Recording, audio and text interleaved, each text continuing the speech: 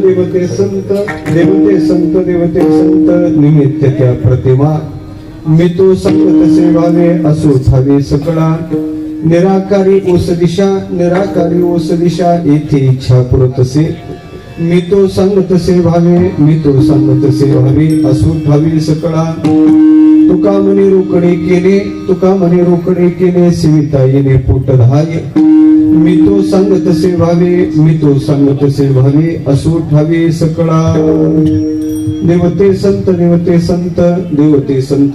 संत निमित्त त्या प्रतिमा मी तो संगत सेवावे असो ठावे सकळा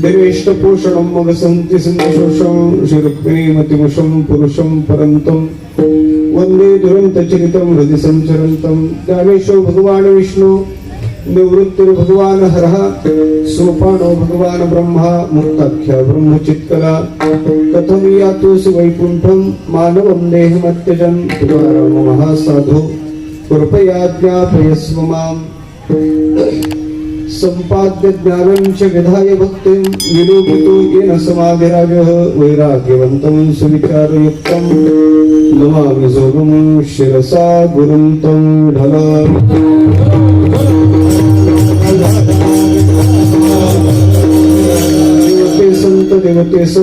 देवते संत निमित्त त्या प्रतिमा मी तो संगत सेवावे असो ठावे सकळा प्रस्तुत प्राप्तस्थळी प्रातो सगळी कीर्तन रूपी कीर्तन निवडलेला अभंग वैराग्य राजर्षी जगद्गुरु तुकोबार महाराज यांचा चार चरणाचा देव आणि संतांचा अभेद सांगून देवापेक्षा साधूचं विशेषता काय आहे प्रतिपादन करणारा अभंग आहे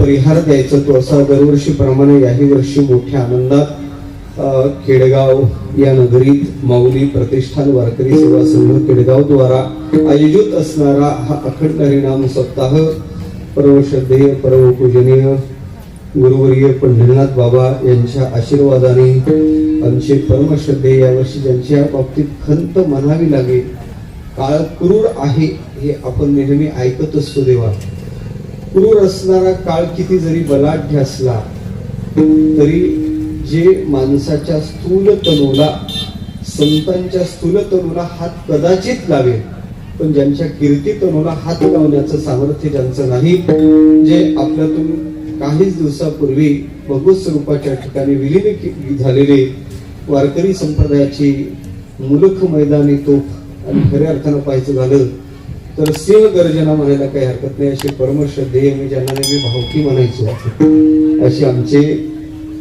सुभाष महाराज सूर्यवंशी यांच्या प्रेरणेनं आशीर्वादाने आणि निष्काम कर्मयोगी असणारे गुरुवर्य बाळकृष्ण बाबा यांच्या आशीर्वादाने चालू असणारा भक्ती उत्सव वास्तव्यात या वर्षी थोडं अंतःकरणात संमिश्र अशा स्वरूपाची भावना आहे अशा संमिश्र भावनेत सुद्धा चालू असणारा भक्ती उत्सव आहे उपस्थित असणारे हरिभक्तीपरायण आदरणीय गायनाचार्य ज्ञानेश्वरी कंठभूषण असणारे आमचे मच्छिंद्र महाराज आदरणीय स्वर भास्कर आमचे आदरणीय भरत महाराज आदरणीय स्वर भास्कर अंगद महाराज आदरणीय स्वर भास्कर अनिरुद्ध महाराज अवधूत महाराज मृदंगाची साथ करणारे आदरणीय आपल्याच गावचे सूरज महाराज अवधेश महाराज बाजीराव महाराज माऊली महाराज निलेश महाराज नंदकिशोर महाराज अरुण महाराज रवी महाराज एका ते काय म्हणू अपार आहे पुढे बसलेली सर्वच संत मांदियाळी सर्वांच्या विषयी अंतःकरणात आदरभाव प्रगट करतो आपल्या मर्यादित वेळेत चिंतन करायचंय. अभंग 4 चरणाचा आहे. खऱ्या अर्थानं पूजनीय महाराज आपल्यातून जाऊन 1 वर्षाचा काळ जवळजवळ लोटलेला आहे. मृत्यूचं स्वरूप भागवत असं सांगते देवा. कशाला म्हणतात मृत्यू? मृत्यू त्याला म्हणतात, मृत्यूचं स्वरूप भागवताच्या 11 स्कंदात आलं. मृत्यू अत्यंत विस्मृती. मृत्यू जीवाला विस्मृतीच्या पडद्याआड टाकतो. आलं का लक्षात? विस्मृतीच्या पडद्याआड आपल्याला असं वाटते आपले कितीतरी पूर्वज विस्मृतीच्या पडद्याआड गेलेत. फार झालं तर आपल्याला आपल्या बापाचं नाव सांगायला जमेल, आपल्या आजोबाचं सांगायला जमेल, त्याच्या पुढं आपल्या पंजोबाचंही सांगायचं जमेल, त्याच्याही पलीकडे गेलं तर आपल्या खापर पंजोबाचंही सांगायचं जमेल, त्याच्या पलीकडे गेलं तर मला वाटते आणखीन 1-2 पिढ्या चिपड पंजोबाचंही सांगायचं जमेल. पण त्याच्या पलीकडे आपल्याला आपले पूर्वज कोण याचे नाव सांगायला जमत नाही. का नव्हते आपल्याला ते पूर्वज? होते, पण मृत्यूने त्यांचा ग्रास केला आणि काळ्याच्या पडद्याआड त्यांना टाकलं. इतका जरी क्रूर मृत्यू असला, इतका जरी प्रभावी मृत्यू असला, तरी त्याची ताकद नाही भगवत भक्ताच्या शरीराला हात लावण्याची. 750 वर्ष झाले तरी ज्ञानोबाची कीर्ती तनु आजही आहे. 300 वर्षाच्या वरचा काळ, 400 वर्ष तुकोबाराला झाले. किती या महापुरुषांचा विचार करा. म्हणून खऱ्या अर्थानं पाहायचं झालं तर मृत्यू तर या लोकांचं नावच मृत्यू लोक आहे. पण मृत्यू त्या महापुरुषाकडे येत नाही का ज्यांनी आपली कीर्ती तनु अबाधित ठेवली. धवल कीर्ती ज्या महापुरुषाची कीर्ती तनुला तो मृत्यू हात लावू शकत नाही. मला वाटते आमचे सुभाष महाराज त्याचपैकी आहेत. आहेच देवा. मरण हा शाश्वत सिद्धांत आहे. मी नेहमी सांगत असतो मृत्यू ही प्रकृती आहे. मृत्यू नको म्हणणं ही विकृती आहे आणि मृत्यू सुधारणं ही मात्र संस्कृती आहे. मरण आहेच, आलं का लक्षात? प्रकृतीनुसार मृत्यू येणारच आहे. मृत्यू नको म्हणणं उलट विकृती आहे, पण मृत्यू सुधारणं ही संस्कृती आहे. आपण इथं आल्यानंतर कसं जगलो आणि जगल्यानंतर त्या जगण्यातून जगाच्या समोर खऱ्या अशाप्रमाणे आदर्श कसा ठेवला. मला वाटते यावत जीवन ज्यांनी संप्रदायासाठी आपलं जीवन खर्ची घातलं, कोंगे बाबा आपल्या खऱ्या अर्थानं बाळकृष्ण बाबा असतील, आमचे सुभाष महाराज असतील, हे त्याच पैकी महामंडळ खऱ्या अर्थानं मंडळी आहेत का ज्यांनी आपलं जीवन यथार्थ जगलं. आणि त्यांच्याच प्रेरणेने हा उत्सव इथं अतिशय दिव्य भव्य स्वरूपात दरवर्षी आरंभ होत होता. या वर्षी थोडं महाराज नाहीत याची खंत अंतःकरणात आहे.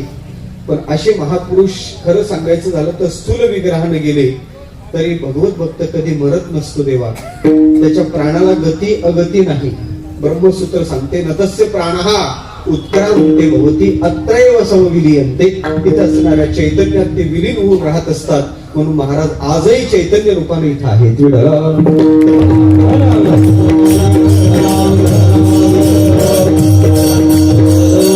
अशा महापुरुषांच्या प्रेरणा चालू असणारा भक्ती उत्सव 4था दिवस आहे. वर्ष 21वावं. आणि खऱ्या अर्थानं पाहायचं झालं तर जगतात सध्या कोरोनाची लाट जरी असली तरी संत करुणानिधी आहेत. त्यांची करुणा आपल्याला प्राप्त झाली तर कोरोनाची भीती फार बाळगण्याचं कारण नाही. करुणा फार महत्वाची आहे. देवाची करुणा, साधूची करुणा आपल्या जीवनात जर प्राप्त झाली ना, काहीच नाही, भीतीच नाही. आलं का लक्षात? आणि एक सांगतो देवा, न घाबरणं ही सगळ्यात मोठं औषध आहे.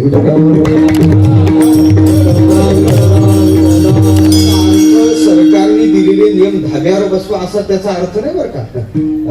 सरकारचे नियम तर आपल्या जीवनात पाळले पाहिजे, पण ते करता करता सुद्धा अंतःकरणात जतन करी आपुला विश्वास महत्वाचा.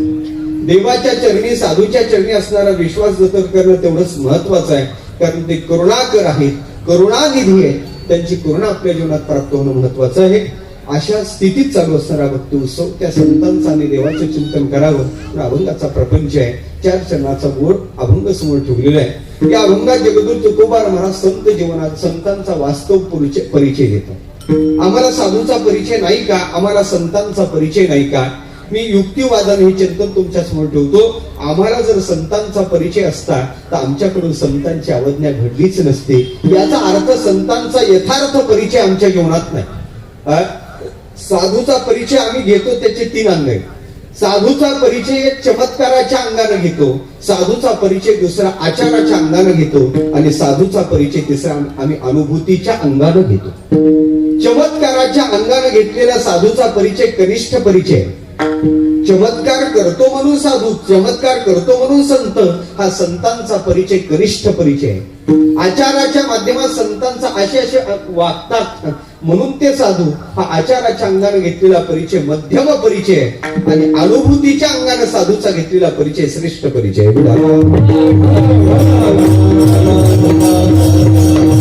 साधूचा परिचय यथार्थ भावाचा अनुभूतीचा पाहिजे. आम्हाला साधूचा परिचय यथार्थ पाहिजे तर स्वरूपाचा परिचय पाहिजे, पण साधूचा स्वरूपाचा परिचय महाराज देतात. बहुतेक तो परिचय आम्हाला नाही, तो परिचय आम्हाला नाही यात विशेषता नाही. परमार्थ प्रांतात ज्यांचा अधिकार मोठा आहे त्यांना सुद्धा साधू कळेल, संत कळतील असं नाही सांगायचं मग.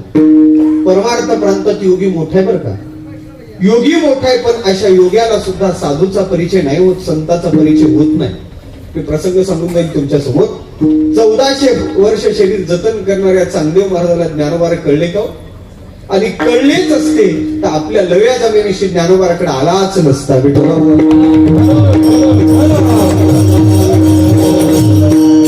योग्याला भगवान परमात्म्याच्या आभासाचं दर्शन आहे, इतक्या जवळ तो आहे. लक्षोनिया योगी पाहती आभास, एवढा जवळ आहे तो.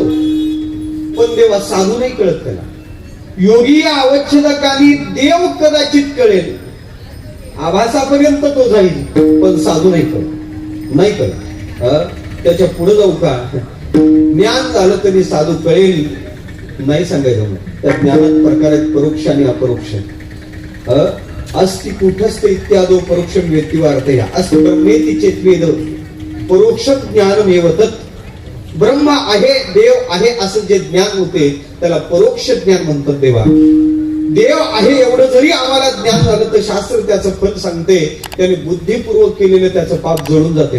परोक्षम ब्रह्म विज्ञायम शब्दे देशिक पूर्वकम बुद्धिपूर्वक कृतम पाप पुष्णम दहती वन्निवत. त्याने बुद्धिपूर्वक केलेलं त्याचं पाप जळते, पण असा शब्द निष्णात असणारा पंडित त्याला साधू नाही कळत. शाब्दिकाचे काम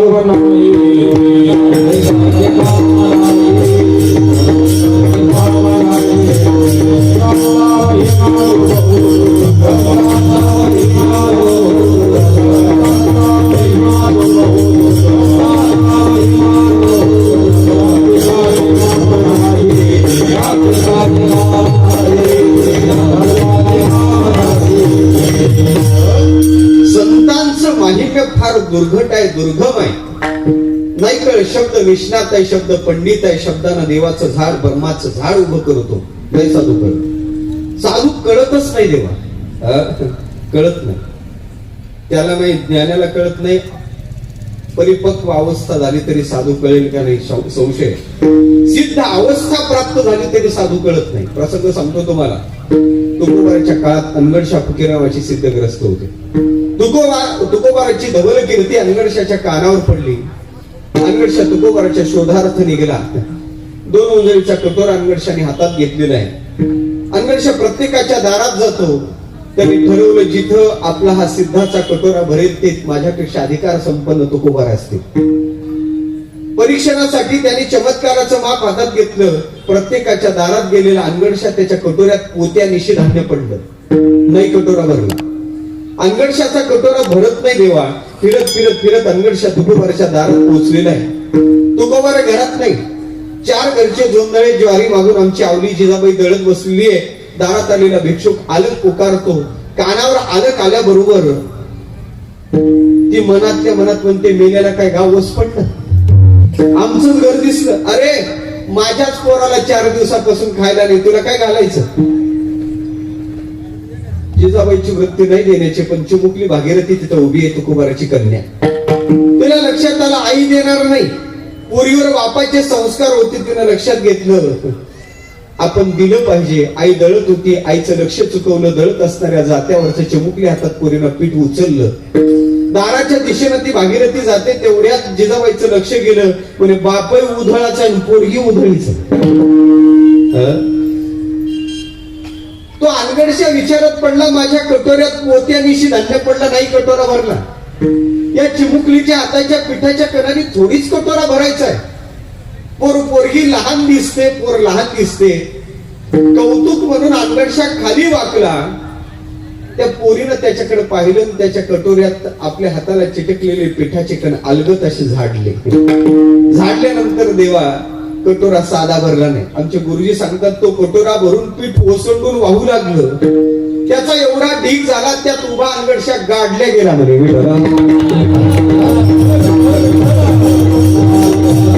अनगडशा उड्या मारू लागला, वा तुकोबार आहे, वा तुकोबार आहे, वा तुकोबार आहे. त्याला आश्चर्याचा धक्का बसला. मला फक्त कटोरा भरायचा होता, एवढं पीठ ओसंडून वाहते, काय सामर्थ्य असलं पाहिजे, वा तुकोबार आहे. ती चिमुकली म्हणे, कोणाला म्हणतो रे तुकोबार? मी तुकोबार नाही, मी तुकोबाराची कन्या आहे. बाबा भल्या पहाटे भामगिरीवर गेले. मग त्यांनी कैमुती कन्याने विचार केला, पुरीत एवढं सामर्थ्य आहे तर बापात किती असलं पाहिजे. सिद्ध अवस्थेला प्राप्त झालेला अनगडश आहे, पण नाही तुकोबार कळत. साधू करणं इतकं सोपं नाही देवा. साधू कोणत्या जातीचा असेल, साधू कोणत्या धर्माचा असेल, नाही सांगायला जमत. मिले कोई ऐसा संत फकीर, पहुंचा दे भवदरिया के तीर.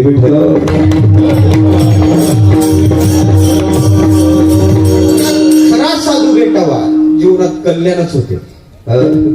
साधू भेटला तरी त्याचा परिचय होणं फार महत्वाचं नाही. होत ना, का नाही होत? त्याचं कारण आहे, तुमच्या आमच्या देह इंद्रियाच्या क्रिया आणि साधूच्या देह इंद्रियाच्या क्रिया सारख्याच आहेत ना. आम्ही डोळ्याने पाहतो, साधूही डोळ्यानेच पाहतो. आम्ही कानाने ऐकतो, साधू झाला म्हणजे काय तो नाक, तसं काही घडत करते. तोही नेत्री पाहे श्रवणी ऐकत आहे, परिस्थितीचा सर्वथा नोहे नवल देखा. देह इंद्रियाच्या क्रिया तुमच्या आमच्या त्याच्या सारख्याच. साधू झाला म्हणजे खायला, तुम्ही आम्ही अन्न खातो तसं तोही अन्न खातो. झोप आली म्हणजे तोही झोपतो. चालायचं झाल्यानंतर तोही सुद्धा कशाने चालतो? पायानंच चालतो. ज्ञानोबाच्या ओया पाहणं, सगळ्या 5व्या अध्यायातल्या ओया पाहण्यासारख्या. मला सांगायचं काय, या सगळ्या जरी क्रिया सारख्या असल्या म्हणूनच साधू कळत नाही. प्रसंग सांगेल. एक संन्याशी बुवा, महात्मा, फक्कड महात्मा, 5-6 बॅग थंडीचे दिवस प्रवासाला निघले. नगर स्टेशनवर बसले. 5-6 बॅग होत्या. बिचाऱ्याच्या रिझर्वेशन कन्फर्म होतं. सीटवर जाऊन बसला. 5-6 बॅग. संन्याशी बुवा बसले. कशाय वस्त्र, भगवे वस्त्र त्याच्या अंगावर. शेजारी दुसऱ्याचं रिझर्वेशन होतं. ग्रस्त होता, कुटुंब होतं. कुटुंबासह तो त्यात प्रविष्ट झाला. आणि प्रविष्ट झाल्यानंतर साधू जवळचं एवढं सामान पाहिलं. त्याच्याजवळ 5-6 बॅग होत्या. त्याने विचारलं, का हो साधू बुवा, तुम्ही संन्याशी दिसता, संत दिसता, एवढं सामान घेऊन प्रवास करता? एवढं सामान एकटे? पहा, माझं कुटुंब आहे, माझ्याजवळ 5-6 बॅग असणं साहजिक आहे. मग माझ्याजवळ तेवढंच सामान दिसते, तुमच्याजवळ तेवढंच सामान दिसते, मग तुमच्यात आणि माझ्यात फरक काय? काय प्रश्न केला त्यांनी? तुमच्याजवळ साहित्य दिसते, तेवढंच साहित्य दिसते. 5-6 बॅग घेऊन प्रवास करता, 5-6 बॅग माझ्याजवळ आहे, तुमच्यात आणि माझ्यात फरक काय? साधून विचार केला, अरे गड्या, याला उत्तर द्यायचं, पण वेळ उत्तराची नाही. प्रसंग आल्याशिवाय याला उत्तर द्यायचं नाही. साधू विचारात पडला. प्रवास चालू झाला.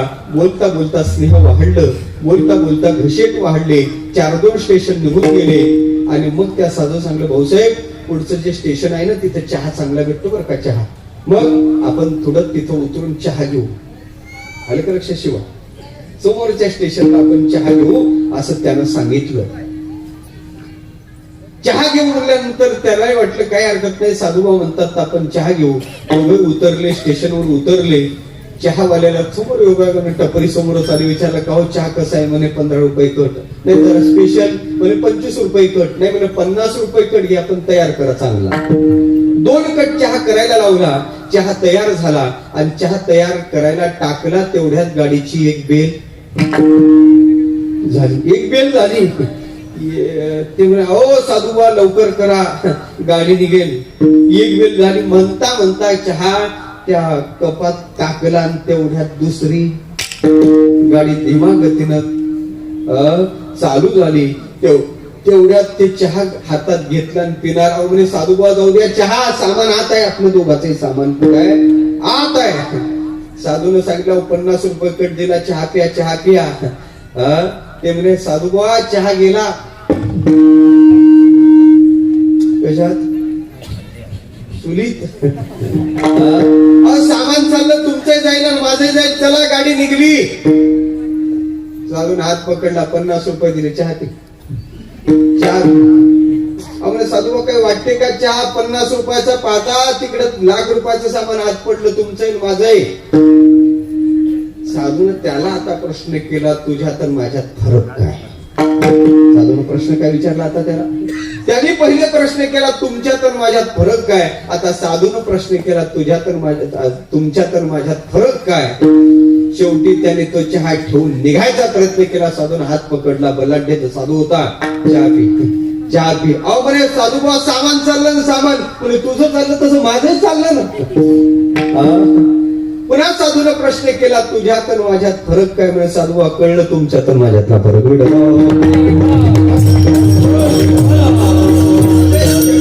दिसला, सगळ्या क्रिया करतोय दिसला तरी तो अलिप्त आहे.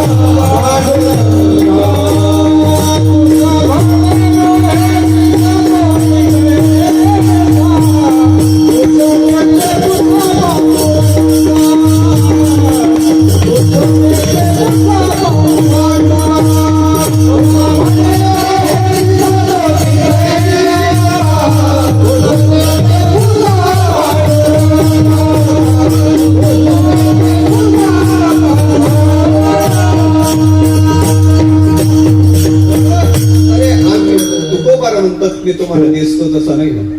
माझा वास्तव परिचय विचारायचा झाला तर पांडुरंगाला विचार. दळी कांडी लोक ऐसे परिमी नसे ते ठाई. मी तुम्हाला दिसतो तसा नाही, तुमच्यासारखा लोकांसारखा जरी व्यवहार दिसला. सूर्याची या परी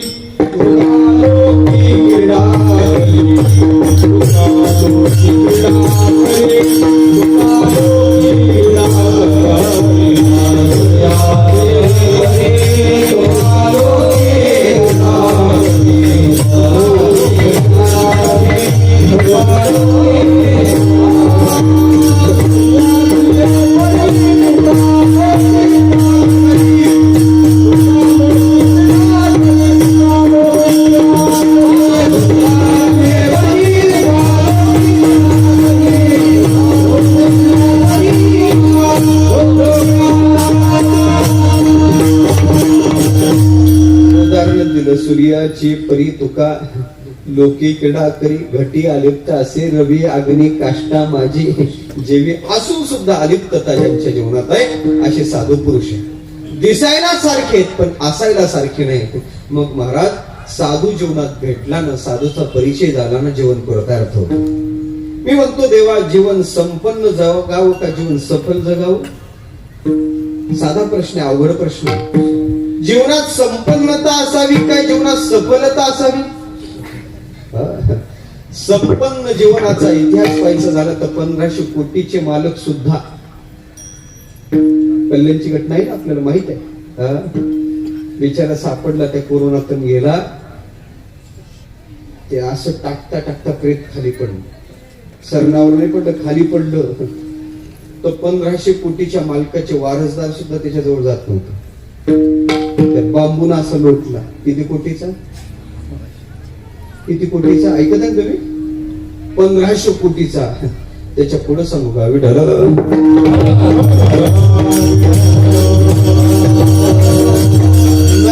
कोट्यावधी घर, काशान तांब्याची शुद्ध कांचनाची 7 कोटी घर आहे.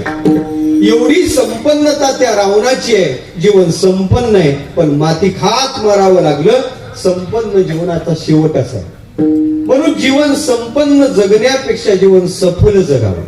याचा अर्थ संपन्नता नसावी या मतासाठी नाही, संपन्नता प्रारब्धावर अवलंबून आहे, पण सफलता आपल्या कर्तृत्वावर अवलंबून आहे.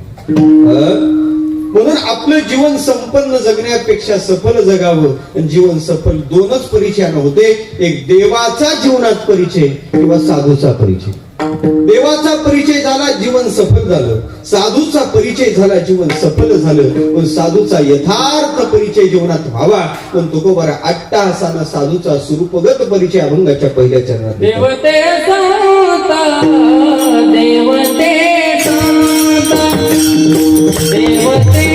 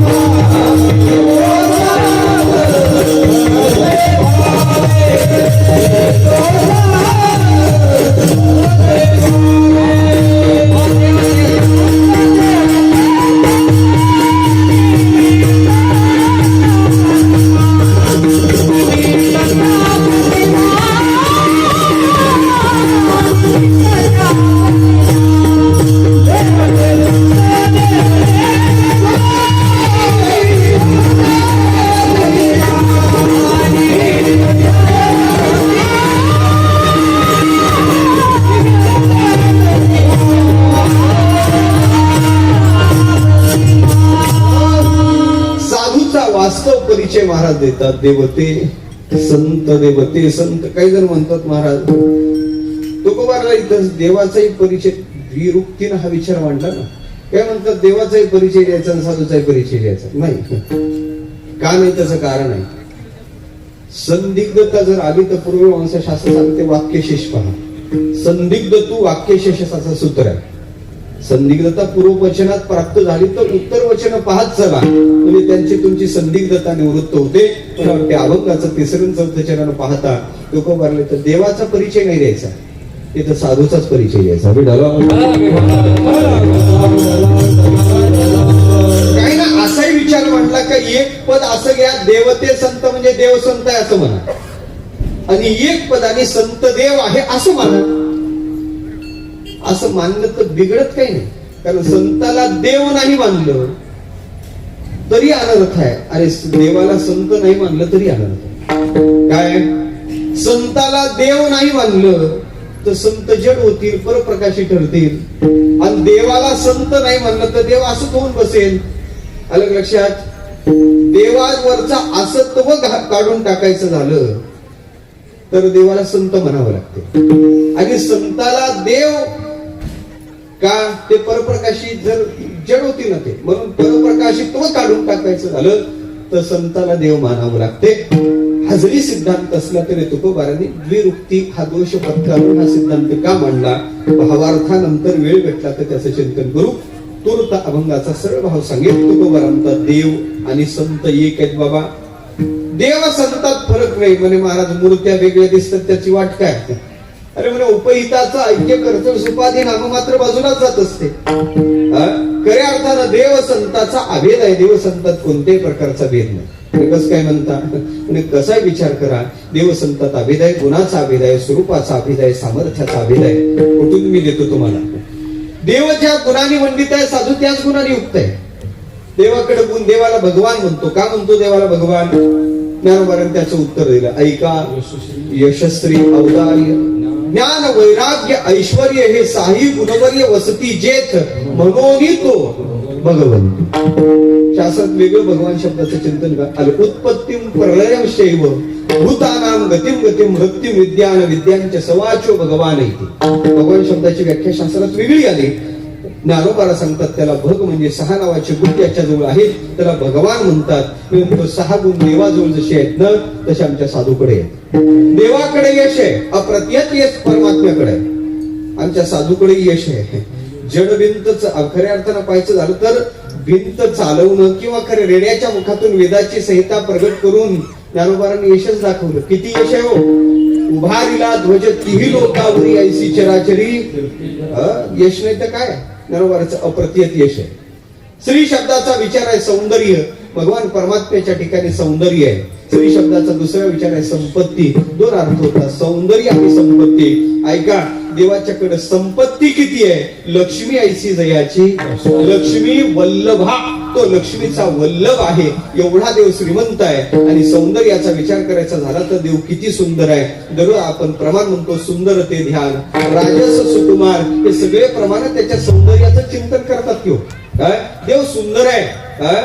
खऱ्या अर्थानं किती सुंदर आहे सांगू का तुम्हाला. एक दिवस कृष्ण उठला, बालकृष्ण होता, बाहेर आला. बाहेर आल्यानंतर राधेच्या जवळ आला. आळस देत होता. राधेनं पाहिलं, लहान कृष्ण बाळ होता ना. राधेनं पाहिलं त्याच्याकडे, आळस देता पाहिलं. पाहिल्यानंतर राधेनं विचारलं, अरे कृष्णा झोप झाली तुझी व्यवस्थित. हो म्हणे झाली. पहा म्हणे तुझा चेहरा कसा काळा काळा काळा काळा पडला. ते राधे अगं फार उपाय करतो, फार फार उपाय केले, फार प्रसाधन वापरले, पण चेहरा काही पांढरा काळे गोरे धुतल्या फिटो नेणे. खऱ्या अर्थानं पाहायचं झालं तर नाही फार उपाय केले तू. नाही त्या कंपनीचे वेगवेगळ्या क्रीम लावल्या, पावडर लावले, नाही पांढरा.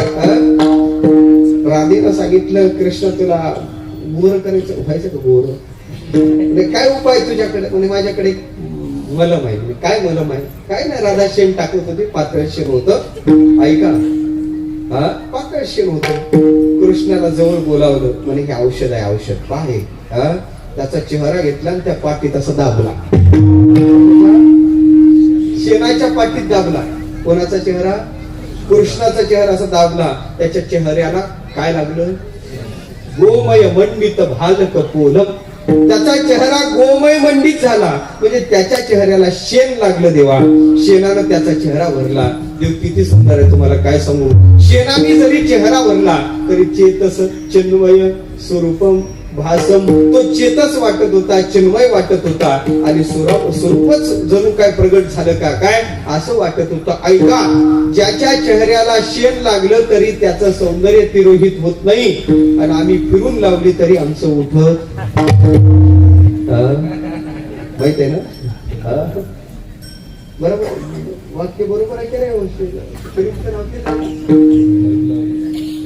मला तेच काढायचं होतं.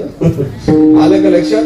काही लावा, आमचं सौंदर्य प्राकृतिक सौंदर्य आहे. देवाचं प्राकृतिक सौंदर्य आहे. म्हणून देवा इतका सुंदर कुणीच नाही. या जगतात किती सुंदर परमात्मा आहे. परमात्मा इतका सुंदर कुणीच नाही. देवा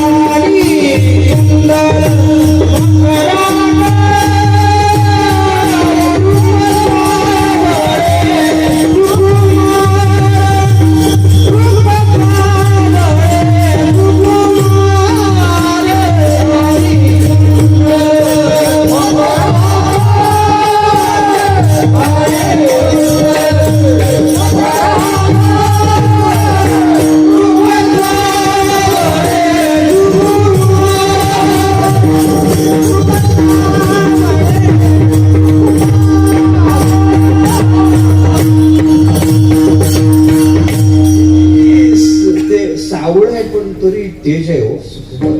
रूप सावळे सुकुमार, कानी कुंडले मकराकार. किती परमात्मा सुंदर आहे. त्याच्या सौंदर्याच्या समोर लक्ष्मीचं सौंदर्य फिक्क आहे. श्रीकृष्णाच्या सौंदर्या पुढे लक्ष्मी बोलवणी झाली वेडे. वदन पोटा आले बापुडे, एर कोणीकडे रावर अनेक. खऱ्या अर्थानं असा परमात्मा सुंदर आहे. माझा विषय चालला, देवाकडे स्त्री आहे, आमच्या साधूकडे या बरं. आमच्या साधूकडे सुद्धा महाराज संपत्ती किती आहे व ज्यांच्या दारात सोन्याचा पिंपळ. जयाचे द्वारी सोन्याचा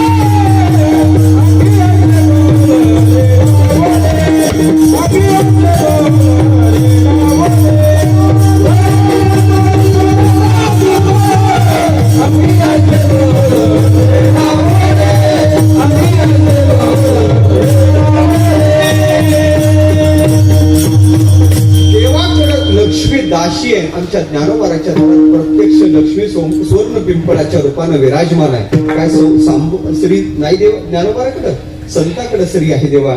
त्याच्या पुढे ऐका, देवाचं सौंदर्य जसं आहे ना, आमच्या ज्ञानोबाराचे सौंदर्य तसंच आहे. दिव्य तेज पुंज मदनाचा पुतळा परब्रह्म केवळा. बोलत नाथ बाबाला दर्शन झालं नाथ ज्ञानोबाराचं वर्णन असंच आहे ना.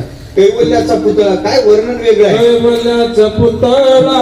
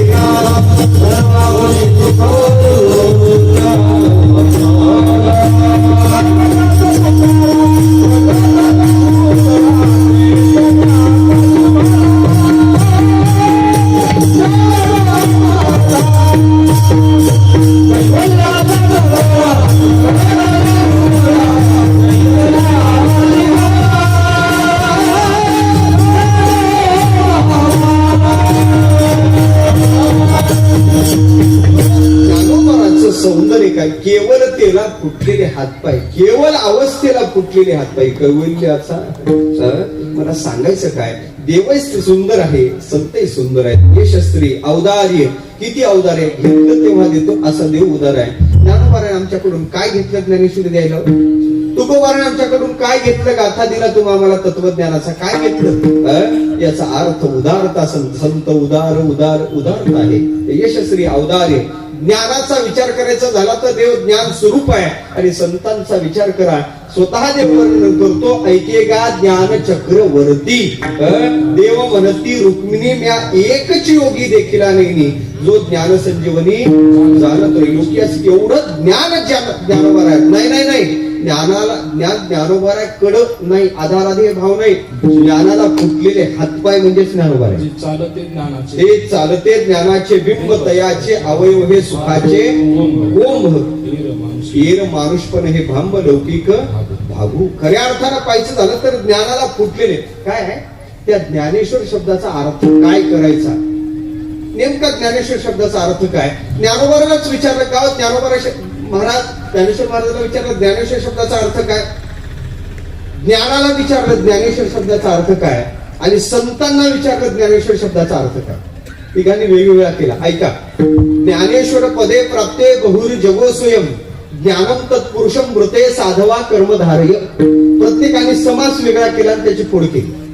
ज्ञानोबाराला विचारलं काय ज्ञानेश्वर शब्दाचा अर्थ, पण ज्ञानच आहे ईश्वर असे जे ते ज्ञानेश्वर. पहिली समासानं सोडवणूक केली. ज्ञानोबाराने अर्थ केला ज्ञानच आहे ईश्वर असे जे ते ज्ञानेश्वर. ज्ञानाला विचारलं, प्रत्यक्ष ज्ञानाला विचारलं ज्ञानेश्वर शब्दाचा अर्थ काय. ज्ञानम तत्पुरुषम मृते, ज्ञानाला षष्ठी तत्पुरुष समास केला आणि त्याची सोडवणूक केली. ज्ञानाचा ईश्वर ते ज्ञानेश्वर महाराज. ज्ञान ज्यांचं आज्ञा प्रमाण मानतो ते ज्ञानेश्वर महाराज आहे. आणि संतांना विचारलं का हो ज्ञानेश्वर शब्दाचा अर्थ काय. संतांनी केलेला अर्थ मला तुर्त चिंतनाला घ्यायचा आहे. संतांनी सांगितलं काय ज्ञानेश्वर शब्दाचा अर्थ. साधवा कर्मधारय, साधू लोकांनी कर्मधारय समास केला आणि त्याची ओढ केली. काय सांगितलं त्यांनी, ज्ञानाला फुटलेले हातपाय, ज्ञान हाच ईश्वर म्हणजे ज्ञानेश्वर महाराज.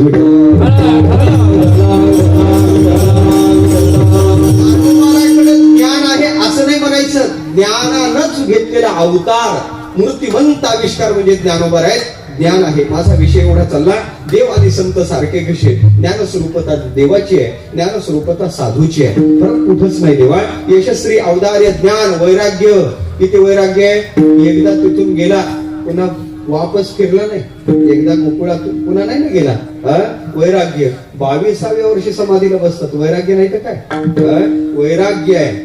यशस्वी औदार्य ज्ञान वैराग्य ऐश्वर्य ईश्वरी प्रभाव त्याचाच आहे. प्रभू शब्दाचं 9व्या अध्यायातलं चिंतन पहा, हे ईश्वरी प्रभाव सांगितलेला आहे त्याने. ज्ञानोबाराचा ईश्वरी प्रभाव किती मोठा आहे ऐका ना. जडभिंत कधीच चालत नसते आणि चालली असते तर लोकांना या गावचे घर त्या गावात नेले असते. आलं का लक्षात. पण जडभिंतीला सुद्धा चालवतात. हा ज्ञानोबाराचा ईश्वरी प्रभाव म्हणजे ऐश्वर्य योग नाही तर काय. मला सांगायचं काय, त्या सगळ्या दृष्टीने देव जसा आहे तसे साधू आहेत.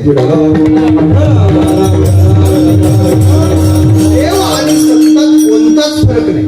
गुणाचा विचार करा अभेद आहे, स्वरूपाचा विचार करा अभेद आहे, सामर्थ्याचा विचार करा अभेद आहे, गौणी वृत्तीचा विचार करा अभेद आहे. कशाला म्हणतात गौणी वृत्ती. सोपं उदाहरण देतो. एखादा व्यक्ती असतो, लोक त्याला म्हणतात आमच्या गावातला वाघ आहे वाघ. आणि मला वाटते खरंच तो वाघच असतो. लग्नाच्या आधी वाघच असतो, लग्न झाल्यावरही वाघच असतो. पण लग्नाच्या आधी मोकळा वाघ असतो, नंतर देवी याच्या पाठीवर असते असा वाघ असतो. आलं का लक्षात. वाघच असतो. त्यात काय. एखाद्याला वाघ म्हणलं का त्याचे हातपाय वाघास तसं त्याचं शरीर वाघासारखं नाही. मग त्याला वाघ का म्हणतात. गुणाचं सादृश्य आहे. वाघासारखे गुण त्याच्या ठिकाणी दिसतात, त्याला एखाद्याला वाघ म्हणतात. सोपं उदाहरण सांगू का. कोरोनात लग्न झालं. हे लग्न फार सोपे होते कोरोनातले. सकाळी धामधूम, दुपारी सामसूम. आलं का लक्षात. 50च्या वर परमिशनच नव्हती ना. ते वरमाई रुसत नव्हती, वरबापही येत नव्हता. आलं का लक्षात. बरं ते नवरीच्या बाप्पाला फार महत्वाचं होतं. ते कमी खर्चातही लग्न होऊ शकते याचा आदर्शच कोरोनानं दिला. दुसरं काय दिलं. आलं का लक्षात. परत ते लग्नात ते लग्न झालं. तिची मैत्रीण दिवाळ सणाला आली. का ग म्हणे तुझं लग्न झालं, भेट झाली नाही, मी लग्नाला येऊ शकले नाही. कोण कोण असते तुझ्या सासरी. तिने सांगितलं बाई मला सासू आहेत सासरे आहेत. कसे आहेत ग म्हणे खूप चांगले आहेत. महादेव पार्वती सारखे सासू सासरे. काय वर्णन केलं. महादेव पार्वती सारखे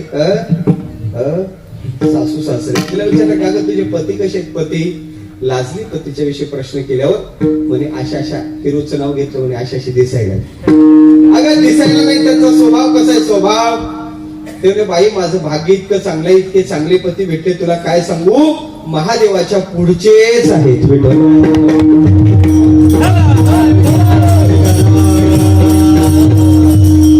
तुमच्या लक्षात आलेलं दिसत नाही बरं का. महादेवाचं मंदिर पाहिलं का तुम्ही, काय असते महादेवाच्या पुढं. मी बहिर आहे, आवाज जरा जोरात आला पाहिजे. हा, इकून नाही उत्तर अपेक्षित, उत्तर इकून अपेक्षित आहे.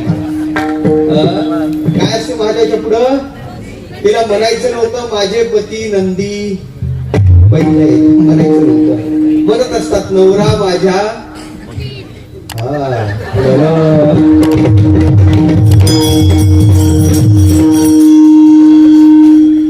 तू उत्तर नको देऊ, पुढे मुठीत बसू नको, लक्षात घे. काय माझा विषय हा चालला. त्याला विचारलं पतीच्या संबंधानं जाऊ खूप चांगले दीर सगळ्याचं वर्णन करता करता शेवटी विचारलं, का ग बाई तुला ननन आहे का. ननन शब्द उच्चारल्याबरोबर नाकतोंड मुरडलं आणि सांगितलं लवंगी मिरचीच आहे. काय सांगितलं, नंदेला उपमा दिली, कशाची दिली, लवंगी मिरचीची. आता मी तुम्हाला विचारतो, लवंगी मिरची हिरवी आहे, ननन हिरवी आहे का. मग नंदेला लवंगी मिरचीची उपमा का दिली, उत्तर एवढंच आहे, लवंगी मिरची तिखट आहे, तसा नंदेचा स्वभाव तिखट आहे. त्याला गुणाचा अभेद म्हणजे गौणी वृत्तीचा अभेद साहित्यात म्हणतात. देवसंताचा विचार करा, गुणाचा अभेद आहे. देवसंताचा विचार करा, स्वरूपाचा अभेद आहे. देवसंताचा विचार करा, सामर्थ्याचा अभेद आहे. मी पटून देतो, हरित ऐसे हरीचे दास, हरितया हरितैसे हरिचे दास.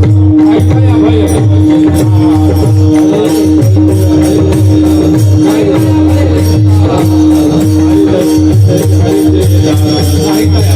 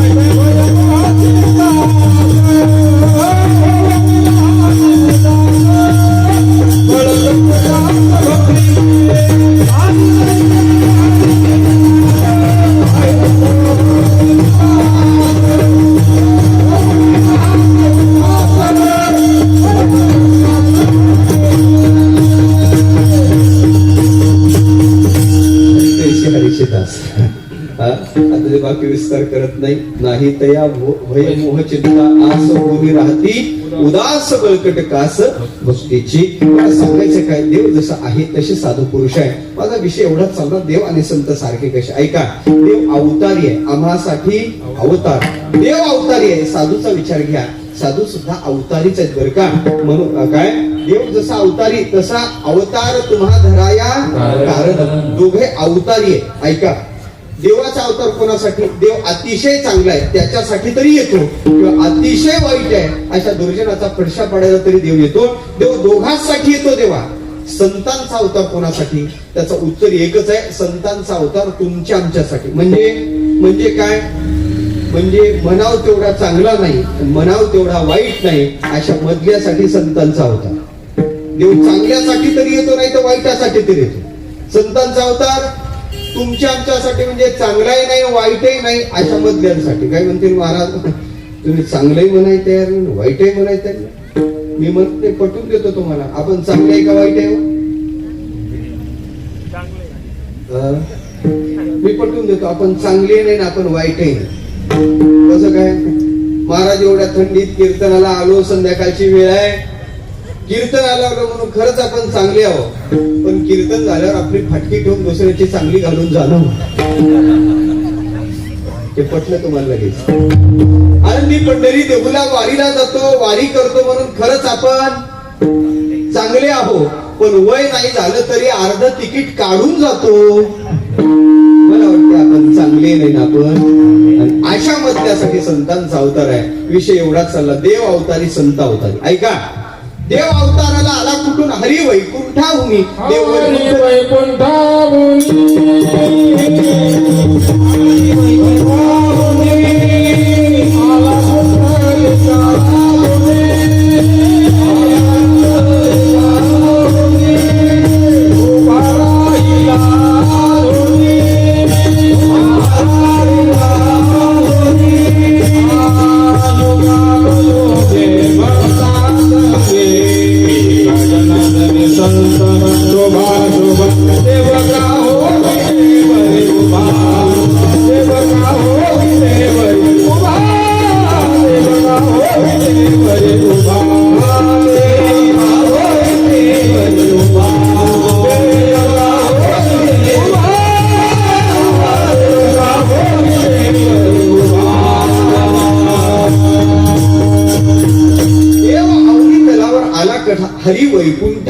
आला पुंडलिका लागून. त्या अर्थानं पुंडलिकासाठी देव वैकुंठ लोकातून आला. देवाचं येण्याचं स्थान वैकुंठ आहे. माझा विषय चालला देव आणि संत. संत अवनी तलावर आलेत कुठून? देव जसा वैकुंठ लोकातून आला तसं ज्यांचं घर वैकुंठ लोकात आहे ते इथं उपकार करण्यासाठी आले, असं साधूच्या बाबतीत तुकोबार बोलतात का नाही?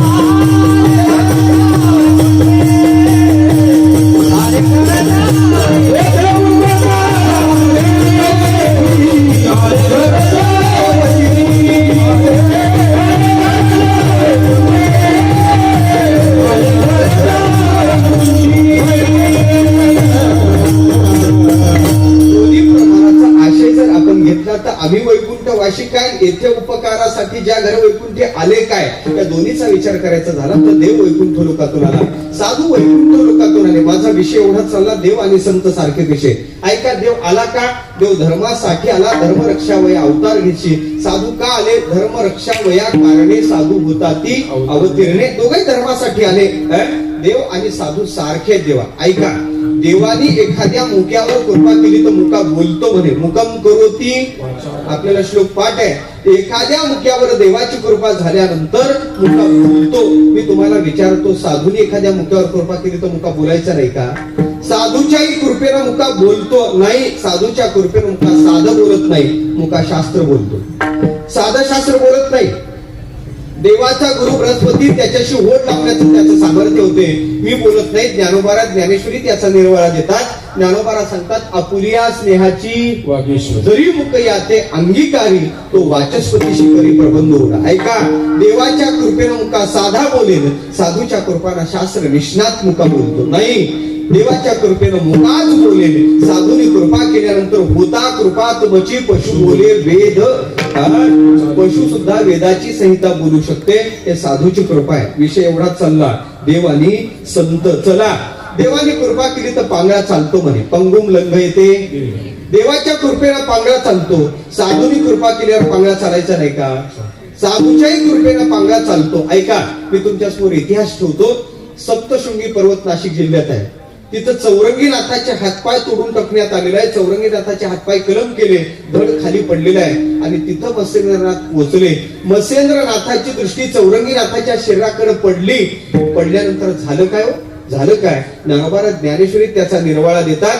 ज्ञानोबारा सांगतात, तो मत्स्येंद्र सप्तशृंगी भग्न अवयवा चौरंगी भेटला की सर्वांगी संपूर्ण झाला. याचा अर्थ असा आहे, देवानी कृपा केल्यावर पांगळा जसा चालू शकतो ना, तसं साधूनी कृपा केल्यावर सुद्धा पांगळा चालू शकतो. सामर्थ्य सारखं आहे. म्हणून देवाच्या कृपेचं चिंतन करतेवेळेस, देवाच्या सामर्थ्याचं चिंतन करतेवेळेस तुकोबार म्हणतात, करशील तरी नव्हे काही. आणि साधूच्या सामर्थ्याचं चिंतन करत तुकोबाराचे शब्द असेच आहेत, करील तो काय. शब्द कुठं? करशील तरी नव्हे काही आणि करील तो काय नव्हे. महाराज, सामर्थ्य सारखं आहे. देवा फरकच नाही.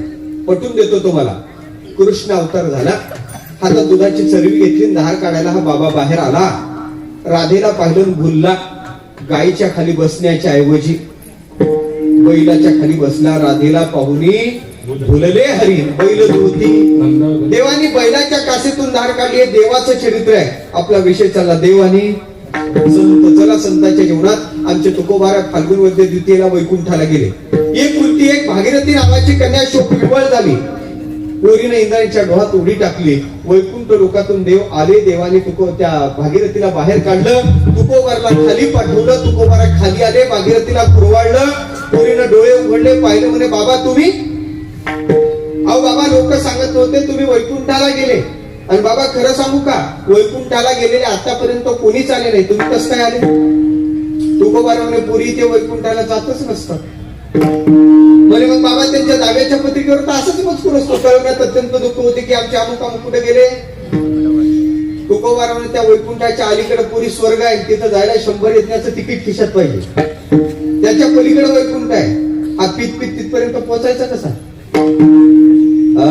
असं 31st ची पार्टी केली, धडकलं गचकलं. कुठे गेलं असं? पार्टीतून धडकून गेलेलं, नरकात गेलं. त्याच्या दाव्याची पत्रिका अशीच लिहिली, कळवण्यात अत्यंत दुःख होते की आमचे अमुक अमुक कुठे गेले, वैकुंठवासी झाले. कोण पोस्ट मधून होता मला माहित नाही, पण ते पत्रिका त्याला तिथं भेटली. कुठं? नरकात. पोस्ट मधून तिथं त्याला दिली त्याची दाव्याची पत्रिका. तर ती पत्रिका पाहिली. ते पत्रिका वाचल्यावर त्याला इतका आनंद झाला. तर यमधर्माला विनंती केली, म्हणजे काही पत्र व्यवहाराची इथं व्यवस्था आहे का? म्हणजे काय करायचं? म्हणजे पार्टीतले माझे काही मित्र खाली आहेत, त्यांना मला पत्र लिहायचं. म्हणजे काय लिहायचं? काय मजकूर आहे? म्हणजे तुम्ही पत्र द्या, मला पत्र लिहायचंय. यमधर्म तयार झाले. त्यांनी पत्र दिलं, त्याच्यावर त्यांना मजकूर लिहिला. ते पत्र पुन्हा पोस्ट मधनं कोण होता ते मला नाहीच माहिती. पत्र खाली आलं. तिथून जाऊन त्याचं कनेक्शन तिथे इकडे म्हणजे विशेष असला पाहिजे. तो खाली आला. ते पत्र खाली आलं. त्या पत्रातला मजकूर असा होता, मित्र हो, दोस्त हो, जन्मभर आम्ही जगाला धोका दिला. तो पत्रात म्हणतो, जन्मभर आम्ही जगाला धोका दिला, मेल्यावर सुद्धा जाऊन नरकाला, पत्ता मात्र वैकुंठाचाच दिला. कुठे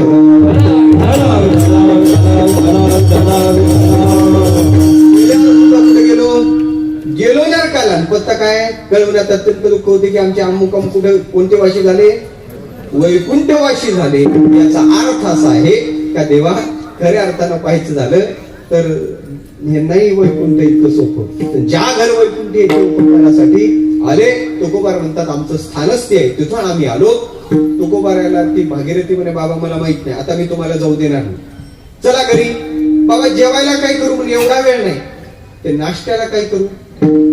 ते मॅगी होतं काय मला नाही सांगायचं माहिती, पण बरोबरी शेवया राहायच्या. तिने शेवयाचा भात केला.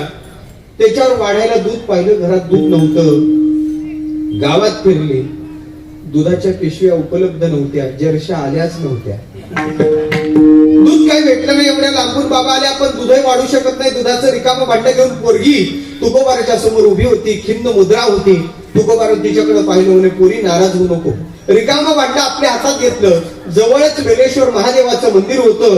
तुकोबारे तिथं गेले, त्या वेलेश्वराची पूजा बांधली.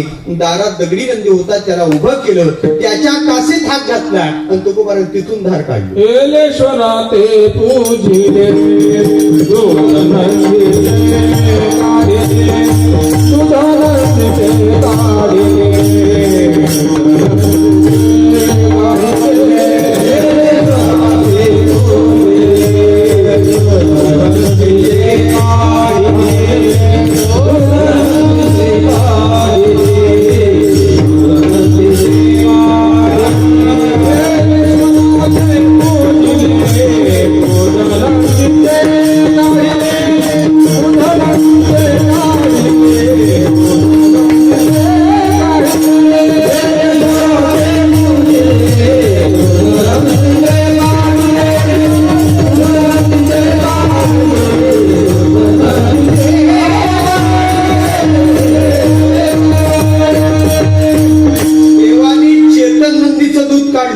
आणि आमच्या संतांनी दगडी नंदीचं दूध काढलं. कोणाचं सामर्थ्य अधिक हो?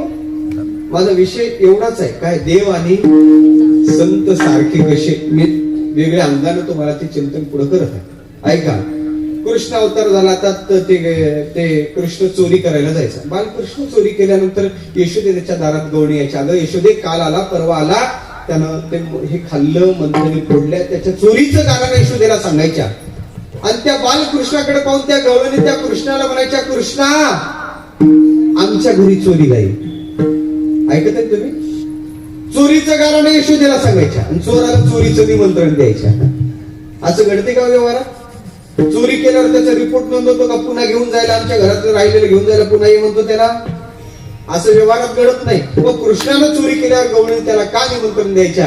त्याचं उत्तर एकच आहे, कृष्ण चोर साधा नव्हता, कृष्ण अलौकिक चोर होता. कृष्ण ज्या घरात चोरी करायचा त्या घरचं कमी व्हायचं नाही.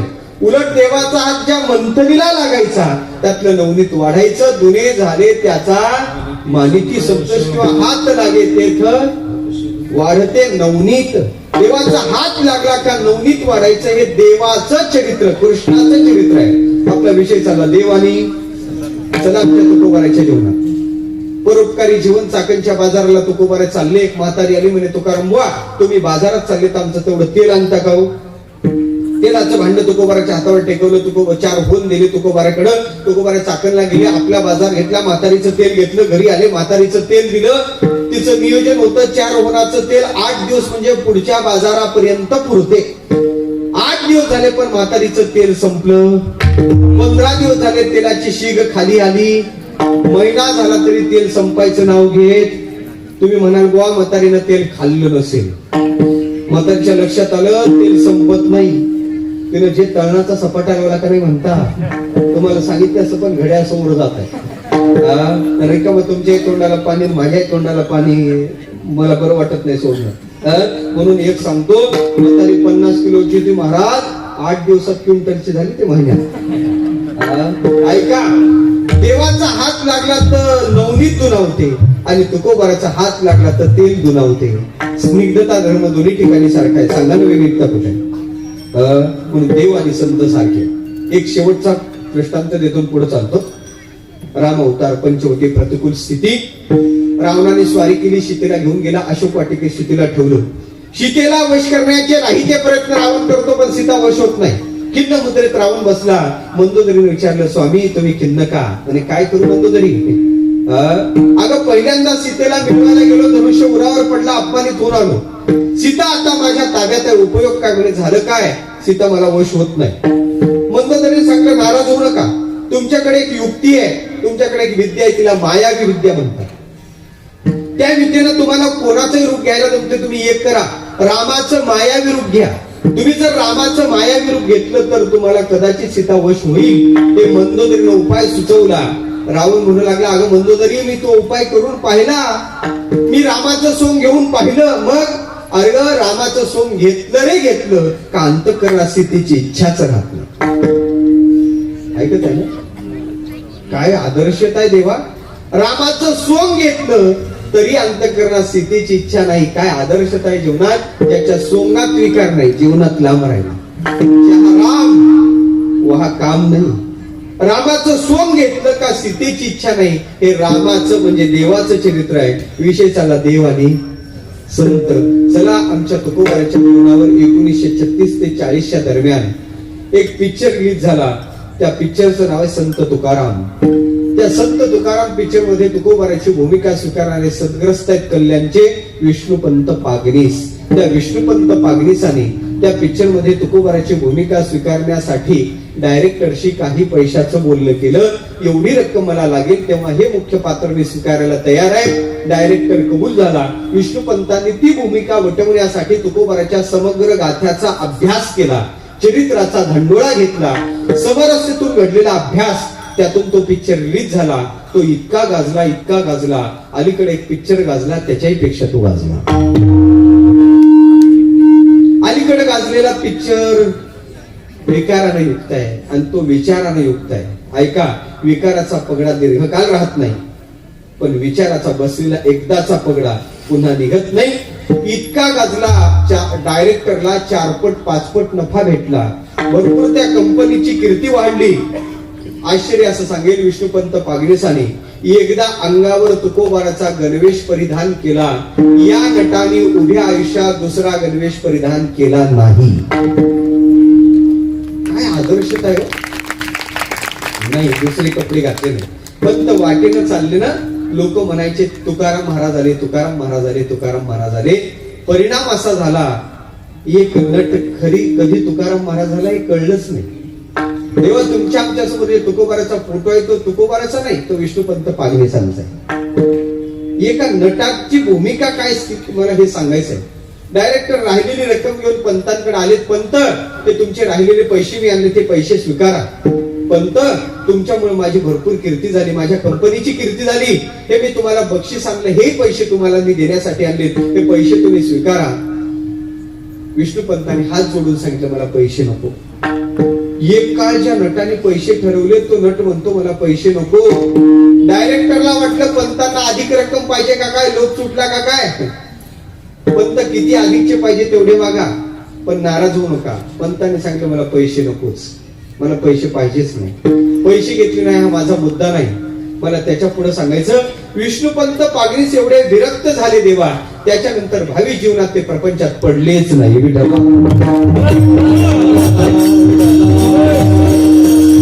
रामाचं सोंग घेतलं तर सीतेची आकांक्षा नाही, आणि तुकोबाराचं सोंग घेतलं तर प्रपंचाची आकांक्षा नाही. सांगा ना विवेकता कुठे आहे. का देवा आम्ही संत एक नाहीत. काय म्हणतील बुवा, तुम्ही युक्तिवाद करण्यात पटाईत दिसता बरं का. हा युक्तिवाद आहे. तुमच्याकडे काही शास्त्र आहे का. मी तुम्हाला शास्त्र सुद्धा सांगतो देवा. देव संतात फरक नाही. ब्रह्मसूत्र सांगते अविभागेन दृष्टत्व. भक्तिशास्त्र सांगते तस्मिन् तज्जनेचे भेददा भावात. उपनिषद सांगते ब्रह्मवेद ब्रह्म एव भवती. गीता सांगते ज्ञानी त्वात्मैव मे मतम. मनुस्मृती म्हणते साक्षात भर्गहा नराकृतिम. सगळ्या शास्त्राचा धांडोळा आहे. देव आणि संत एक आहे. आमचे ज्ञानोबा म्हणतात एरवी नामरूप तयाचे, पाहता ब्रह्मची दिसे साचे. सर्वत्र गा. खऱ्या अर्थानं पाहायचं, एरवी नामरूप बाहेर वेगळं आहे, पण पाहता ब्रह्मची दिसे साचे, तो खरा ब्रह्मच आहे. मग देव संतात कोणताच फरक नाही. घड्याळ फार समोर गेलो. थोडक्यात मी एकच अभंगाचं चरण सोडणार आहे आणि 3 चरण सोडणार आहे. लक्षात तुमच्या. कारण 2 तास महाराज अभंगावर बोलला तरी लोक म्हणतात आज महाराजांनी अभंग सोडला, आणि 2 तास महाराज अभंग सोडून बोलला तरी लोक म्हणतात आज महाराजांनी अभंग. म्हणून दोन्हीकडे मी बसावं या न्यायाने मी 1 चरण सोडणार आहे, 3 काय करणार आहे. मी कुठं श्लेष केला ते तुमचं आमचे जगन्नाथांना पवार होते, फार विद्वान होते, वक्ता दशे सहस्रेश होते. त्यांच्या समोर एकदा 2 माईक होते, एक चालू होता आणि एक बंद होता. एक माईक काय होता, चालू होता आणि बंद होता. त्यांनी कोटी अशी केली. काय कोटी केली. त्याने सांगितलं म्हणे यातला एक माईक चालू आहे आणि एक माईक चालू आहे.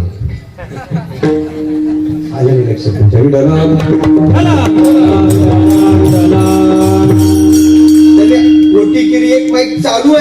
आणि एक माईक चालू आहे. आलं का लक्षात? तसंच अभंगातलं एक चरण सोडणार आहे आणि 3 सोडणार. तुमच्या लक्षात आलं असेल. वेळेच्या अभावी एवढं करावं लागेल, म्हणून संप्रदायाच्या नियमपूर्वक टाळी वाजवून सगळेजण भजन करा. विठोबा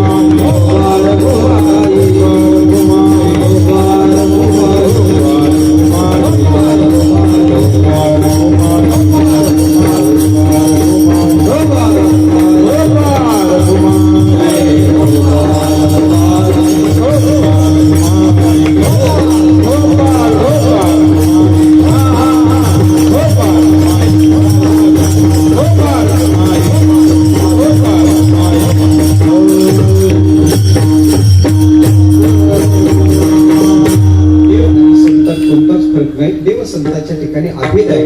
देवाचा संतांचा परिचय देव म्हणून आपल्या जीवनात झाला पाहिजे, मग त्यांची साधना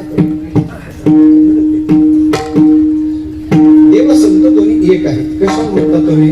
कोणताही परिचय घ्या, स्वरूपाचा विचार करा. देवसंतात अभेद आहे. मी पटवून देतो तुम्हाला. ऐका, देव सच्चिदानंद स्वरूप आहे.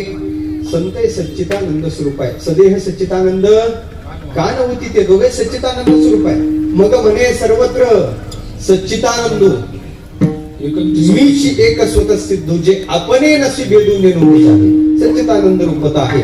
ऐका, देव व्यापक आहे, संत व्यापक आहे. अगा जेवढी माझी व्याप्ती तेवढीच तयाची प्रतीती, जे बहुधाकारी वर्तती बहुची होती. व्यापक आहे. देव जन्माला येत नाही. सृष्टीच्या गुणा नरचे सर्वसंहार नवेचे आती दोहीचे पंचत्व. हा सृष्टीकडून त्याची रचना केल्या जात नाही. परमात्मा असा आहे. साधूचा विचार करा, त्यांना तरी कुठे जन्म आहे हो? म्हणून जन्मक्षया अतीत जे धनंजया, जे झाले ज्ञाना इया अनुसरणी. म्हणून साधू आणि देव आणि संत एक आहेत.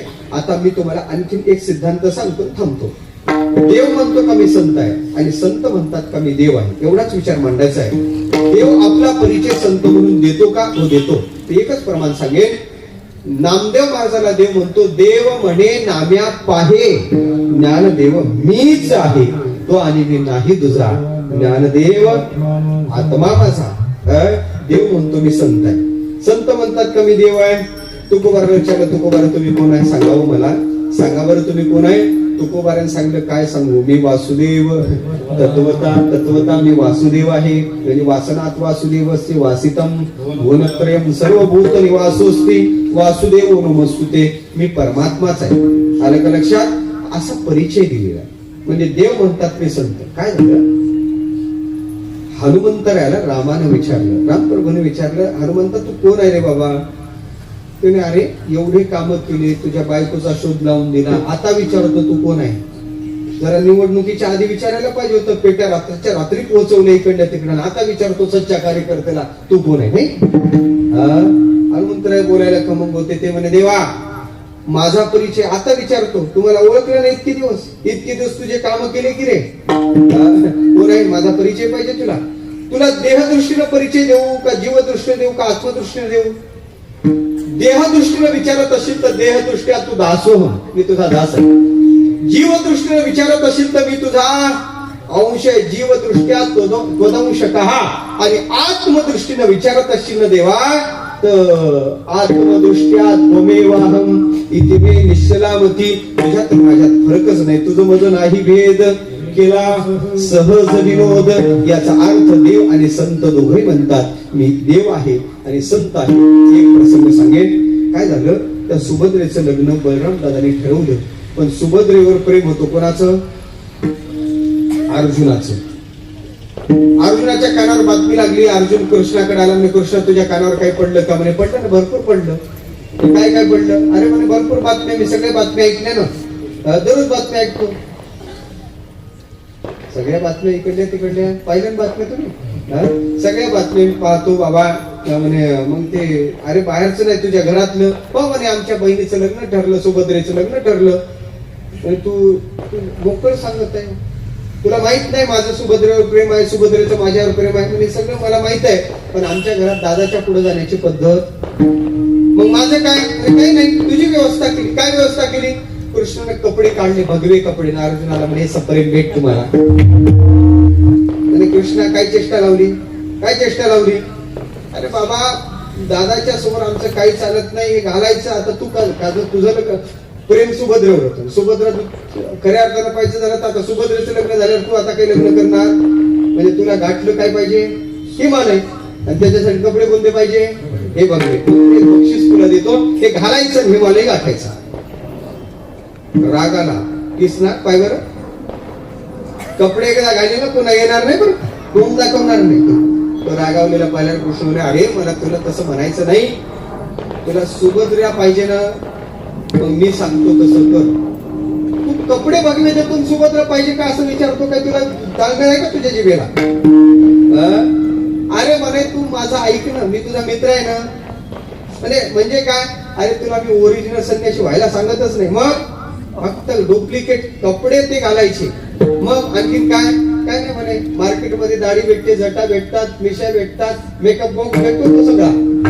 ते सगळं ते लावायचं डोक्याला, जटा गिटात. मग करायचं काय? काय नाही, द्वारकेच्या बाहेर एका झाडाखाली मस्त हातात माल घ्यायची, 2-3 दिवस निवांत बसायचं, डोळे उघडायचे नाही. काय करायचं? म्हणजे चिंतन करायचं. म्हणजे कोणाचं चिंतन करायचं? देवाचं चिंतन. मग होईल काय? सगळं होईल, त्याला काय होणार नाही. त्याने झाले अवघे काम, सगळं काम महाराज म्हणे काय? मग काय नाही, जे तुझ्याकडे येतील ना 2-3 दिवस तू जसा बसला पाहिला का लोक आपोआप तुझ्याकडे आकृष्ट होतील, तुझ्याकडे येतील. मग करायचं काय? म्हणजे लोक तुझ्याकडे आले का तुला द्वारकेतलेच लोक जवळ असले कारण द्वारकेतले येणार आहेत. आल्यानंतर तुला सगळ्यांचे 7-12 माहित आहे, घर माहित आहे, भाऊ माहित आहे, घरातलं वातावरण माहित आहे. मग काय करायचं? काय नाही, ते आल्यानंतर त्यांचं नाव घेऊन त्यांना आशीर्वाद द्यायचा आणि सगळ्या घराचा 7-12 सांगायचा. तुमचं घर या दिशेला तोंड आहे, तुम्हाला इतकी एकर शेती आहे, तुम्ही एवढे भाऊ आहे, तुमचा मोठा भाऊ फारच गुणी आहे, तुम्ही सगळ्यासाठी करता पण तुमच्यासाठी कोणीच करत नाही. कॉमन पॉइंट आहे आणि हे सगळं सांगायचं. आलं कनेक्शन? हे लगेच पटते महाराज, हे सगळं लगेच पटते. काही गोष्टी कॉमन पॉइंट आहे, ते ज्योतिष रोडला बसतात ते बरोबर एवढंच घेतात ते, आणि ते बरोबर हृदयाचा ठाव तशी घेतात. आणि तसंच ते म्हणे सांगायचं. याला काय सगळं होईल, तो फक्त चालू करतो. झालं मला 2-4 दिवस तो बसलेला संन्याशी दिवसभर बसायचा का काय व्हायचा. झालं, लोक येऊ लागले. संन्याशाने त्याचं नाव घेऊनच त्याला आशीर्वाद द्यायचा. शिवा आयुष्यवंत भव, आशीर्वाद दिला. आणि आशीर्वाद दिल्यानंतर सगळं सांगितलं ज्योतिष भविष्य. हा म्हणता संन्याशाचं तोंड दिसत नव्हतं, गर्दी इतकी झाली. तसंच आहे बघा, सत्य गेले भोळ्यावर विकल्पाची. तसंच आहे ते, इतकी गर्दी. डुप्लिकेटला लगेच भपका असला ना मार्केटला नाही चालते ते. असं झालं, अशी गर्दी एक कीर्ती पसरली त्याची. हा म्हणता राजवाड्यापर्यंत कीर्ती आली. बळराम दादाच्या कानावर कीर्ती आली. दादा आपल्या इथं त्रिकालदर्शी एक संन्याशी बुवा आहे बरं का, सगळं जशाला तसं सांगतो. आपले हात काय ते सुद्धा सगळं असा त्रिकालदर्शी संन्याशीच पाहिला नाही, असं ज्योतिष सांगणारच पाहिलं नाही. सगळं त्याला कळते. एकदा भेटलं पाहिजे दादा. दादा संध्याकाळी कृष्ण घरी आला. कृष्णा विचार, कृष्णा तुझ्या कानावर काही आलं का? कोणी आलं? सध्या ते संन्याशी बुवा तिथं प्रगट झाले कोणीतरी. म्हणे कृष्ण आपण उद्या त्यांच्या भेटीला दर्शनात जाऊ. कृष्णाला कानाला हात लावले. म्हणे दादा आपला त्या संन्याशावर विश्वास. म्हणे कृष्णा अरे असं बोलू नाही, साधूच्या बाबतीत असं बोलू नाही. म्हणे दादा तुम्ही म्हणत असाल तर येतो, पण आपला काही विश्वास नाही. म्हणजे करायला हाच दीक्षा याचीच. म्हणते आपला त्याच्यावर काही विश्वास नाही. झाले सगळं. संध्याकाळी यानं मिस कॉल दिला. कोणाला? संन्याशी बुवाला. कृष्णानं मिस कॉल दिला. हा हॅलो संन्याशी बुवा, कार्य प्रगती पथावर आहे. गुरुचे होते ना, आणि काय करायचं, उद्या बलराम दादा मी आणि सुभद्रा येणार आहे. बलराम दादा दर्शनाला आल्याबरोबर त्यांना त्यांचं भविष्य सांगायचं, दर्शन घेतल्याबरोबर आशीर्वाद द्यायचा, नाव लिहून द्यायचा, बलराम म्हणूनच द्यायचा, तरच मोठं होत असते माणूस.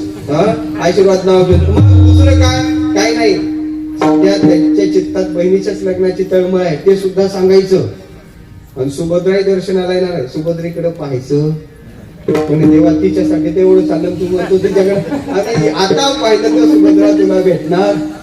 बरं मग बरं सुभद्रित झालं. मी जरी दर्शन घेतलं तरी मलाही काय करायचा, असं उलट कुठं होत असते का, गुरुला कुठे आशीर्वाद देत असतात का. पण तुला सुभद्रा पाहिजे ना.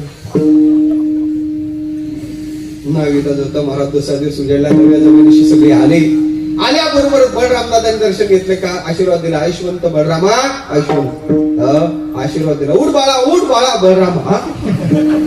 राजाला म्हणतो, राजाला. आणि पाहिल्याबरोबर सांगितलं, सध्या तुझ्या चित्तात एक चिंता सतावत आहे. सध्या तुझ्या बहीण उपवर झाली, तिच्या लग्नाची चिंता तुझ्या चित्तात आहे. बलराम दादा आईस्क्रीमच झाली. आणि आपल्या आतलं चाललंय ना, आतलं आपलं नावही चाललं ना, आपल्या आत काय चाललं हे सुद्धा सांगितलं. बलराम दादाचा चेहरा पाहिला, पूर्ण फुलवलं, कार्य फार प्रगती पथावर. सुभद्रेनं दर्शन घेतलं, तिला आशीर्वाद दिला. गुरुदेव पुढे आले. कोण? दर्शनाला वाकले. आता संन्याशाचा हात असा चळ चळ चळ कापू लागला. गुरुला कसा आशीर्वाद द्यायचा हो? चळ चळ कापता गुरुजीनं पायाला चिमटा घेतला, आशीर्वादच दिला. आशीर्वाद दिल्याबरोबर झाला असं, बलराम दादाने एकच विनंती म्हणजे, संन्याशी बुवा उद्या एक करा आमच्या घरी, तेवढं जेवायला तेवढं या. अरे वैसे तो हम किसी के घर में जाते नहीं, हिंदी आते पण हेलपाटे खाती है. आम्ही काही जण अयोध्येला गेलो होतो, भरपूर जण होते, 5,000 लोक होते. एवढे लोक पाहिल्यानंतर एकाने तिच्या व्यक्तीला विचारलं, कहा के आप लोग. आमच्यातले एक विद्यार्थी पुढे गेला, त्याने उत्तर दिलं, म्हणजे हम एक दो आनंदी के, बाकी सब इकडले तिकडले.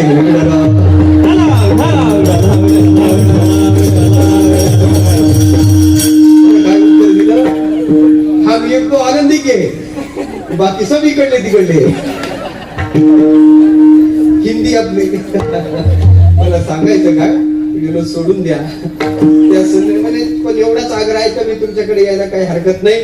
दुसऱ्या दिवस उजाडला, घरी आले, जेवायला संन्याशी भाऊ बसले. म्हणे सोहळ्यात जेवण पाहिजे, सगळं सांगितलं. जेवायला संन्याशी बसले. संन्याशाला वाढलं का ते पुन्हा वाढ वापस जाऊ देत नव्हतं. आलं ते फस्तच करायचा. 3 दिवसापासून उपवास होता ना.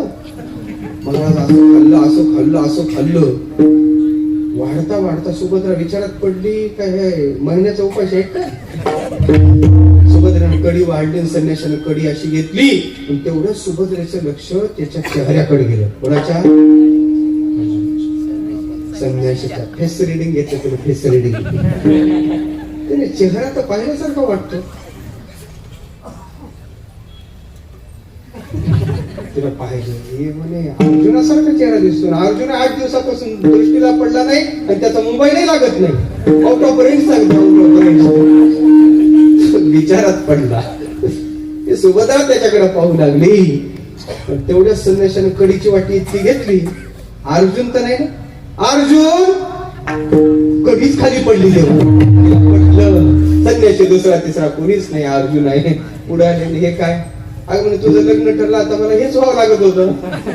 मग काही नाही, गुरुनं व्यवस्थित मंत्र दिलाय. माझा रथ उभा आहे, चटकन सांग. संन्याशाने हात धरला, महाराज दोघे रथात बसले. रथ निघाला. द्वारपाल पाहतच राहिले.